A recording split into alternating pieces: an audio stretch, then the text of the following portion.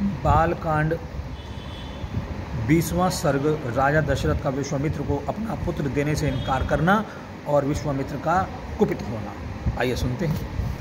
विश्वामित्र जी का वचन सुनकर नृपशेष दशरथ 2 घड़ी के लिए संज्ञा शून्य हो गए, एकदम सन्न हो गए। फिर सचेत होकर इस प्रकार बोले कि महर्षि, मेरा कमल नयन राम अभी पूरे 16 वर्ष का ही तो हुआ है।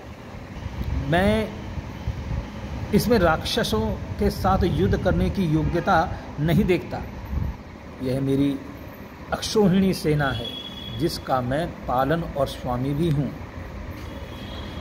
इस सेना के साथ मैं स्वयं ही चलकर उन निशाचरों के साथ युद्ध करूँगा। ये दशरथ जी कह रहे हैं कि मैं चलता हूँ, मेरे बच्चे को क्यों ले जा रहे हो भाई? वो तो भी छोटा है और उनसे लड़ने के लिए योग्य नहीं है। मेरे पास तो सेना भी है और सब कुछ है। ये मेरे शून्यवीर सैनिक और शूरवीर सैनिक जो अस्त्र विद्या में कुशल और पराक्रमी हैं, राक्षस के साथ जूझने की योग्य रखते हैं। अतः इन्हें ही ले जाइए, राम को ले जाना उचित नहीं होगा। विलाप कर रहे हैं, रो रहे हैं, प्रार्थना कर रहे हैं। मैं स्वयं ही हाथ में धनुष लेकर युद्ध के लिए उनसे लड़ने के लिए चलता हूँ और यज्ञ की रक्षा करूँगा, और जब तक इस शरीर में प्राण रहेंगे तब तक निशाचरों के साथ लड़ता रहूँगा। ये दशरथ जी कह रहे हैं विश्वामित्र को। मेरे द्वारा सुरक्षित होकर आपका नियमानुष्ठान बिना किसी विघ्न बाधा के पूर्ण होगा, अतः मैं ही वहाँ आपके साथ चलूँगा। आप राम को ना ले जाइए। मेरा राम अभी बालक है, इसने अभी तक युद्ध की विद्या भी नहीं सीखी है। यह दूसरे के बलाबल को नहीं जानता, ना तो यह अस्त्र बल से संपन्न है और न युद्ध की कला में निपुण है। ये एक पिता कह रहे हैं, जबकि पिता को मालूम है कौन है। उनको पता है कि ये स्वयं विष्णु हैं, मगर पिता का मोह अलग होता है। वो समझा रहे हैं विश्वामित्र को कि मत ले जाइए, मेरा बच्चा अभी 16 साल का एकदम विद्या में पूर्ण नहीं, किसी चीज़ में पूर्ण नहीं है। अतः यह राक्षसों से युद्ध करने के योग्य नहीं है, क्योंकि राक्षस माया से, छल कपट से युद्ध करते हैं। इसके सिवा राम से वियोग हो जाने पर मैं 2 घड़ी भी जीवित नहीं रह सकता। मुनि श्रेष्ठ, इसलिए आप मेरे राम को ना ले जाइए। अथवा ब्राह्मण, यदि आपकी इच्छा राम को ले जाने की हो तो चतुरंगिनी सेना के साथ मैं भी चलूँगा। अगर राम को ले जाना है ना तो मैं भी चलूँगा, और मेरी सारी सेना भी चलेगी मेरे साथ चलने। मैं चलता हूँ आपके साथ। कुशीनंदन, मेरी अवस्था 60,000 वर्ष की हो गई है।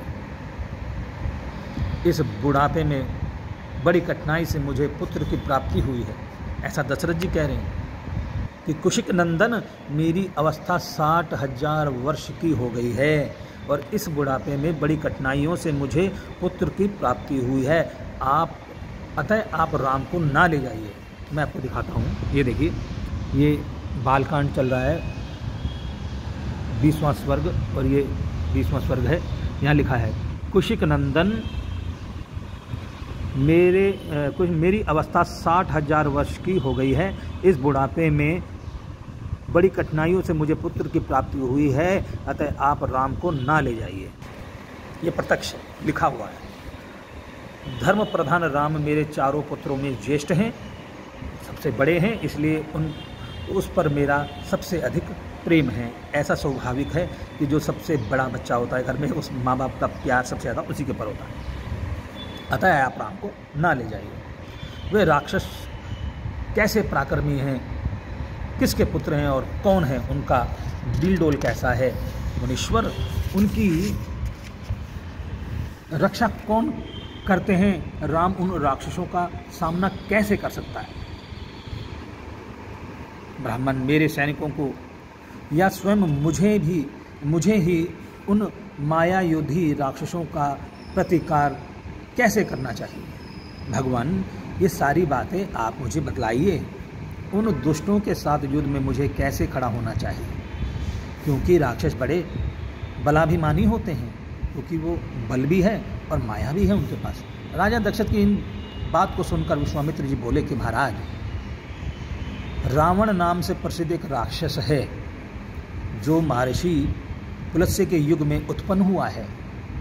उसे ब्रह्मा जी से मुँह मांगा वरदान प्राप्त हुआ है, जिससे महान बलशाली और महापराक्रमी होकर बहुसंख्यक राक्षसों से घिरा हुआ वह निशाचर तीनों लोकों में निवासियों को अत्यंत कष्ट दे रहा है। सुना जाता है कि राक्षस राज रावण विश्वा मुनि का औसत पुत्र और साक्षात कुबेर का भाई है।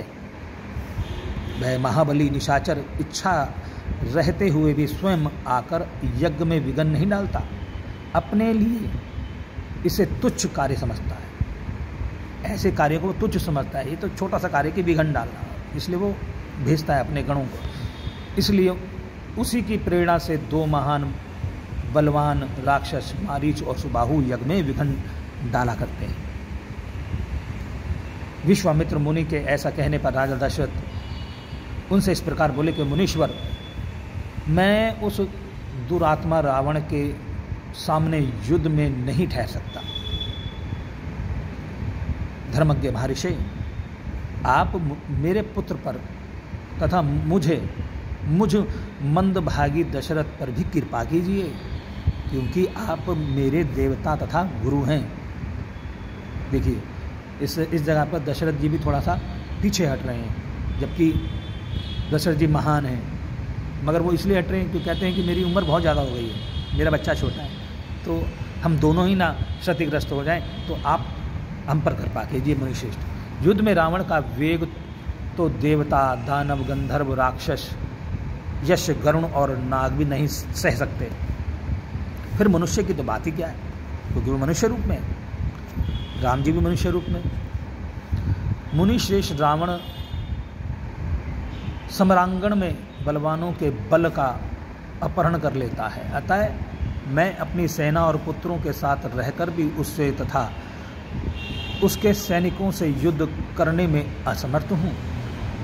ब्राह्मण, यह मेरा देवोपम पुत्र युद्ध की कला से सर्वथा अनभिज्ञ है, इसकी अवस्था भी अभी बहुत छोटी है, इसलिए मैं इसे किसी तरह नहीं दूंगा। मारीच और सुबाहु सुप्रसिद्ध दैत्य सुंद और उपसुंदक के पुत्र हैं, वे दोनों युद्ध में यमराज के समान हैं। यदि वे ही आपके यज्ञ में विघ्न डालने वाले हैं तो मैं उनका सामना करने के लिए अपने पुत्र को नहीं दूंगा, क्योंकि वे दोनों प्रबल पराक्रमी और युद्ध विषयक उत्तम शिक्षा से संपन्न हैं। मैं उन दोनों में से किसी एक के साथ युद्ध करने के लिए अपने सुहृदों के साथ चलूँगा, अन्यथा यदि आप मुझे ना ले जाना चाहे तो मैं भाई बंधुओं सहित आपसे अनुनय विनय करूँगा कि आप राम को तो छोड़ दीजिए।